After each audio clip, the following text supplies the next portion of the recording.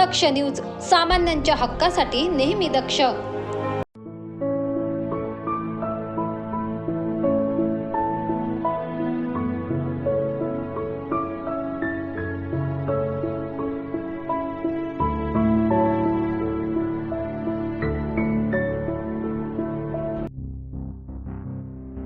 काही दिवसांपूर्वी मालेगाव तालुक्यातील पिंपळगाव दाभाडी येथून माणुसकीला काळीमा फासणारी घटना उघडकीस आली होती.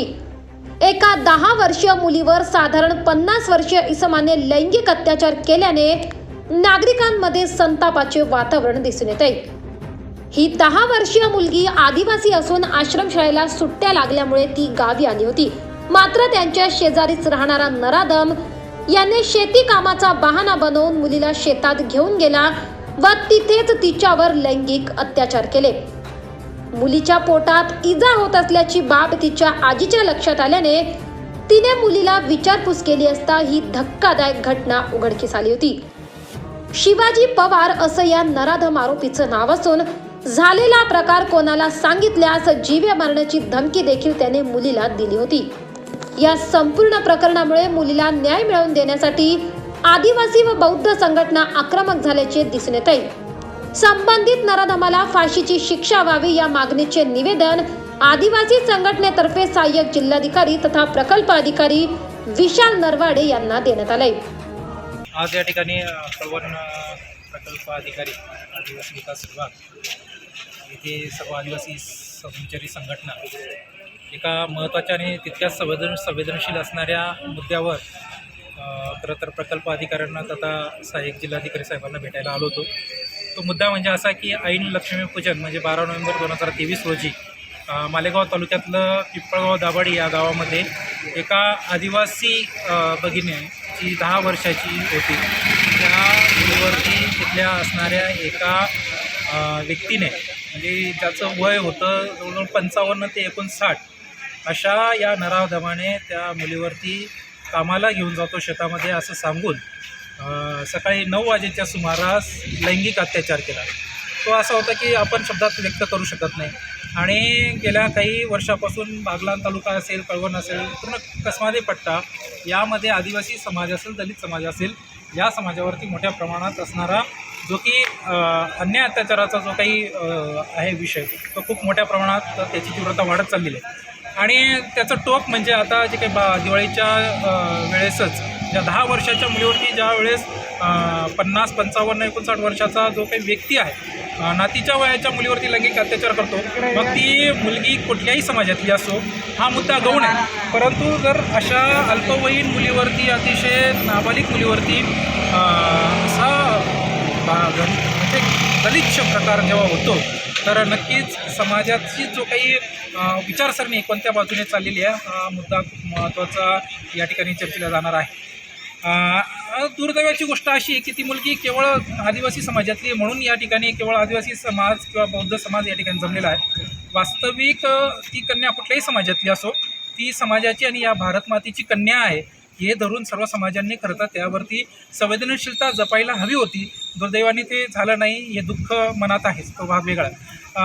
त्याबरोबरच प्रशासनाने जितकी गांभीर्यता या प्रकरणामध्ये घ्यायला पाहिजे होती, म्हणजे त्यामध्ये पोलीस प्रशासनाने थोडीफार कलमं लावण्याच्या संदर्भात, गुन्हा दाखल करण्याच्या संदर्भात तत्परता दाखवली, ते आपण काही नाकारू शकत नाही. परंतु त्याच्यामध्ये असणारे आरोपी जे आहेत, मग कोणत्या डॉक्टरकडे घेऊन जाण्यात आलं, 2 दिवस ती मुलगी डांबण्यात आली, कुटुंबात होती, मग कुटुंबाला माहीत नव्हतं का? जर कुटुंबाला माहीत होतं, ती मुलगी जर खूप तिची प्रकृती बिघडत चालली होती, कुटुंबाला माहीत होतं, तर तितकेच आरोपी ते सुद्धा आहेत. ज्या डॉक्टरांकडे 2 दिवस उपचारासाठी गेलं तर त्या डॉक्टरला सुद्धा असं आरोपी केलं गेलं पाहिजे. त्याबरोबरच असणारी जी काही कन्या जी आहे, त्या कन्येचं मनोधैर्य वाढावं, मनोबल टिकून राहावं आणि पुढे तिचं शिक्षण, तिचं जो काही संपूर्ण जो की पूर्ण जीवन जे आहे ते सुस्थापित व्हावं, यासाठी तिचं शिक्षणाची जबाबदारी, जी दर्जेदार शिक्षणाची जबाबदारी शासनाने घ्यावी. जे निवेदन देण्यात आलेलं आहे त्यामध्ये फार दुर्दैवी अशी घटना आपल्या एका आदिवासी मुलीवर पिंपळगाव दाभाडी तालुका मालेगाव त्या 10 वर्षीय मुलीवर पोक्सो या कायद्याअंतर्गत लैंगिक अत्याचाराची घटनाचा गुन्हा दाखल करण्यात आलेला आहे. त्या संदर्भात सर्व आदिवासी संघटना ज्या आहेत त्यांनी त्यांच्या मागण्या इथे पुटअप केलेल्या आहेत आणि त्या अनुषंगाने सर्वात महत्त्वाची बाब त्यांची पहिली आहे की त्याची तपास योग्य ते रीतीने निष्पक्ष राहून होण्यात यावा. त्याचप्रकारे त्याच्यामध्ये आरोपी तसेच इतर जे सह आरोपी असतील ज्यांनी एक रिपोर्ट वेळेवर केला नसेल किंवा उशिरा केला किंवा केलाच नाही या सर्वांगीण तपास होऊन सर्वांचा उल्लेख हा FIR किंवा चार्जशीटमध्ये होण्यात यावा अशी त्यांची मागणी आहे. त्याचप्रकारे अशा घटनेमध्ये त्या मुलीला तिच्या कुटुंबाला एक सायकोलॉजिकल सपोर्ट तसेच तिच्या मेडिकल उपचारासाठी लागणारा खर्च यासाठी नियमानुसार मिळणारी रक्कम ती त्यांना मिळण्यात यावी आणि आदिवासी विभागातर्फे सुद्धा त्यांना योग्य ती मदत करण्यात यावी अशा प्रकारच्या वेगवेगळ्या मागण्या इथे करण्यात आलेल्या आहेत. आणि त्याचप्रमाणे पोलीस डिपार्टमेंटचं प्रोटेक्शन त्या कुटुंबाला मिळण्यात यावं जेणेकरून याचा त्यांच्यावर दबाव न आणता योग्य त्या रीतीने नियमानुसार कारवाई करण्यात यावी.